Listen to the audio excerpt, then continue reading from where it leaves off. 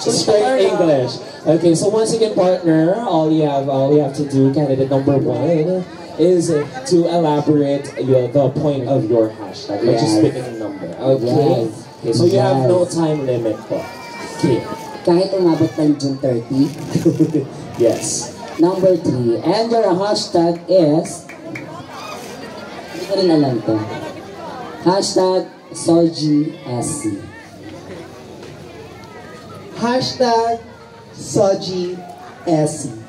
You know what, ladies and gentlemen? When we are talking about Soji, that is what we call sexual orientation and gender identity and expression. Sa ating panahon ngayon, or sa ating bansa, ay hindi mapatupad-tupad ang Soji Bill dahil ito po ay hinaharang ng mga kongreso. Pero kung tayo po ay pagbibigyang pagkakataon na malaman kung ano nga po ba ang Soji Bill, ang Soji Bill po ay isang batas na hindi lamang po para sa member na LGBT community. Bagkus, ayun po ay para sa proteksyon ng kalalakihan at kababaihan, pati na rin sa part na LGBT community na magkaroon na pantay na pagtingin dito sa ating bansa. And I want to pass the Soji Bill kahit sa mainit or mas madaling panahon upang magkaroon na po tayo na pantay-pantay na pagtingin sa bawat isa. At kung mapapasa po ang Soji Bill, wala na pong transgender or trans woman na matatakot ilabas kung sino at ano sila. At wala na rin pong mga lalaki at babae didiskriminahin sa mga bagay na ginugusto nila. Ayun lamang po ay ang pagtanggap na minsan hinihingi ng bawat tao dito sa ating mundong ginagalawan. Dahil inyo pong itarak sa inyong isipan, hindi po namin hinihingi ang inyong awa. Ang hinihingi po namin ang kakarimpot na pangunawa. Magandang gabi po. Hashtag discrimination. Okay. Dito sa ating mundong kinagagalawan, ang diskriminasyon ay nangyayari hindi lamang sa isang kabaklaan, kundi sa pangkalahatan, sa lalaki, sa babae, sa tomboy at sa bakla. Paano tayo unlad kung tayo mismo nagsisiraan? Kung tayo mismo niyuyurakan natin ang isa't isa? Bago tayo manlait, bago tayo mang-diskrimina ng ating kapwa, tumingin tayo sa apat na sulok ng salamin. Saka natin tanongin ang ating sarili kung karapat dapat ba tayo mangyurak ng ating kapwa. Kami dito, kahit mataba po kami, hindi sukatan ng isang medida para sukatin ang aming pagkatao. May karapatan kami, nag-effort kami ng aming oras upang ipakita sa inyo ang aming talento, talino at kakayahan upang maging isang reyna. Yun lamang po at maraming salamat. And your number is? Number 12. Number 12. And your hashtag is hashtag love is love. Wow. Well, thank you very much for giving me this specific hashtag. Love is love. Ladies and gentlemen, when we say love, hindi ito na susuri kung anong kasalian o anong pagkatao meron ka. Because at the end of the day, if a person loves a specific person, it doesn't mean kung anong status niya sa buhay, kung lalaki ba siya o babae. Because at the end of the day, love will always speak for itself. And ladies and gentlemen, let us always remember that when we love, we should not ask anything in return. Because when we love, we should just give our full love, because at the end of the day, that is what you call sincere love. Thank you. Alright, so you just pick a number for your hashtag. Oops. Okay. You have picked number... Babasain niya. Sinabibitik-bitik. Okay, number 7, partner. Number 7. Hashtag empowerment. Go. Hashtag empowerment. I believe, ladies and gentlemen, empowerment is what we need in our country nowadays. Not only empowerment for women, not only for empowerment for men, but the most important is empowerment to my LGBT sisters and brothers. Because I believe, ladies and gentlemen, we really need to empower the LGBT community to unite and to work as a team so that we were able to hold our flag high enough to show to people how resilient we are as a person, and to show to the rest of the world that we LGBT community are the people who can stand through the test of time. Maayong gabi. Ayan, Dad. Okay. Let's pick number I pick number 2. number 2. And your hashtag is hashtag LGBTQ visibility. Go. There's no time limit, right? Thank you so much for that wonderful question. Isn't it ironic that for over the years, we still keep on fighting for the same rights, opportunities, and privileges, where in fact those are just a bare minimum that us as a human should receive also, regardless to what is your sexual orientation or your gender identity. I picked the hashtag LGBTQIA+ visibility, which means it only happens here in our society, which in this society, we are never accepted, but rather we are just tolerated, because toleration is different from acceptance. I think this is a time for me and for other people to open up their hearts and their minds, that we should always foresee so what are the capabilities of an LGBTQIA+ person, because standing before you is a part of it. I would like to tell my story. I am a student by morning, businesswoman in the afternoon, and a contestera at night. I am doing all my resources, and I am proving to all of the people that regardless of what is your sexual orientation or your gender identity, you can be an influential person. It doesn't matter to what is in the middle of your thighs, but for as long as you can be seen, you have been given a chance here in the society, then you can be influential at all. Magandang gabi po. Okay. Liza nga! Liza nga! Liza nga! Kumusta? Sis, kamusta ka sis? Right now, I am very nervous, of course, and feeling nervous is something that humbles me as a contestera, because that just simply means I'm not big-headed to say that I'm gonna win. Kaya kinakabahan po tayo ngayon dahil competition po ito, and it means a lot to me. A lot, like a lot. Yes, pero kahit kinakabahan, kailangan nating lumaban. Kaya punach na tayo. Okay? Ayan. Hashtag CH. Okay, You what pick number? Number 11. Number 11. And your hashtag. Hashtag crown. Crown. Okay, thank you very much. Ladies and gentlemen, the power word that I've got is crown.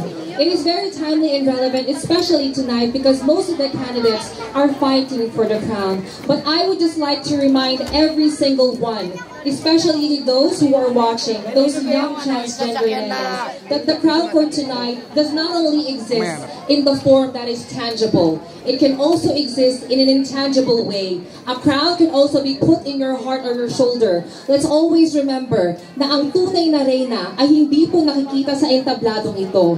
Minsan ay reyna ang ating nanay. Minsan ang reyna tayo mga breadwinners sa ating mga pamilya. But a crown itself would be a testament of your achievements as a person. May it be in any endeavor that you chose. Dahil iba't ibang lakad ng ating buhay, kanya-kanya tayong korona na inaabot sa ating mga buhay, katulad ng ating mga pangarap. And for tonight, ladies and gentlemen, the crown that I would like to achieve is something that is here. Why do I say so? Because it's not only just the crown or the prize money. I, as a breadwinner, that specific thing will come and will go to something more important. My father right now is undergoing chemotherapy and surgery. So therefore, it's something truly important to me, because it's not only just for the money. It's not only just the stage. I would just like to inspire everyone na iba't iba po tayong nilalabanan. Iba't ibang klase ng corona sa kada chapter o kada yugto ng ating buhay. Ngunit lagi nating pakatatandaan that the most important thing that you should always remember that we should always inspire others no matter what happens in our life. Because in all the adversities, lahat po ng challenges na ating pinagtataguyuran sa ating buhay, it all comes down on how you become strong and become an inspiration to yourself, your family, and your peers. Thank you so much. Thank you so much, candidate number 6. How are you feeling, Naimat? To be honest, Yes, na. I'm a little bit sleepy. A while ago, we just konti lang tulog. But then again, in-invite kami ni Miss Harold. Harold. Oo, yun. Kawamis ni Heart Evangelista, si Harold. Siya ba yun? Oo, ang ganda ni Harold sa personal. At saka manipis. Palakpakan niyo nga si Harold. Yes. Ang kulit-kulit niya sa messenger. Sabi ko, pahingin na lang ng 15,000. Joke. Anyway, okay lang. Devotee kasi ang nanay ko ng San Antonio, kaya I have to be here. Oh, And of course, thank you so much talaga. We are glad and grateful that you are here. Thank you so much. Yes. Kasi na-idol ko talaga si Neymar. Yes. So, Everybody has the chance to win. yes. And you need to choose. You need to pick a number. Bago pa ako maiyak dito. Go ahead. Drink and drink. Good morning, Honorable Khan. Number 15, and your hashtag is #proud and strong. Proud and strong. Good morning, everyone. Good morning, honorable panel. #proud and strong. In this day and age, as we embrace, of course, specifically in the modern technology, as we grow every day, we face a lot of things, specifically even in the normal day. One thing that we face, which is very abrupt, to take away our own sanity, to take it healthy, is of course the social media. Sa Facebook, yan ngayon ang pinakamatindi. One click away, you can ruin someone's life. And then, my best advice, and I am here to stand and a living testament to everyone, that what you see, what you hear, is definitely should be authenticated first. Do not believe, because you have to be strong first in the realm of that specific area. Bakit kailangan tayong maging matibay araw-araw? Dahil mahalaga na ang nakikita natin sa kung ano ngayon, lalo na mga kabataan ngayon ng social media, mahirap yan. Dahil ang pinaniniwalaan nila kung ano makita nila, ay totoo yan! Nagnakaw si ganito. Did you know what's the proper background? What happened to that before what it has happened? So I'd like to say to everyone that at this very point of time, it is very important that you do not have to believe. Instead, you have to gather your data, your investigation, your self-determination if it is true or not. Marami ngayon nakakakita, ay ang ganda ng bahay nila, ang ganda ng kinakain nila. To some of my fellows who do really understand, who are in the middle class, let us all be sensitive in what we post. Kung may ipopost tayo na alam naman natin na hindi maganda ang nangyayari sa iba nating mga kababayan, be extra careful. It's okay to flaunt what you have, but be very extra careful with what we will put in the caption. A caption that will motivate them instead of being jealous and insecure from anything in this world. So I have to say, my advice with that hashtag, mga kabataan ngayon, lalong-lalo na, you have to be strong enough and do not mingle with things. Ay, mahirap lang kami, no? Poverty is not an excuse for you to take up your education. I came from a huge family back there in my province. I've proven to it that no matter what happened, hindi. Ang utak na susukat sa pagiging masipag, hindi dahil idinadahilan at idinadaing ang kahirapan. So this point of time, I'd just like to encourage everyone that all of us should come up with a very strong mind. You have to gather with friends na alam nyong naniniwala sa'yo. Hindi yung basta-basta pinaniniwalaan lang natin kung anong pinost sa social media. Dahil ang taong naniniwala sa sabi-sabi, mahina ang pagkatao at hindi tunay na matibay ang kaluluwa nito. Thank you. Okay. Candidate number 8, you have picked Hashtag number 14, which is hashtag champion of change.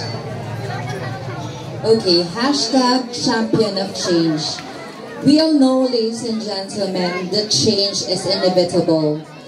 We face reality that change, we can never define change because change is everywhere. Change is part of our daily lives. And being a champion of change, it should be simple. It should start from ourselves.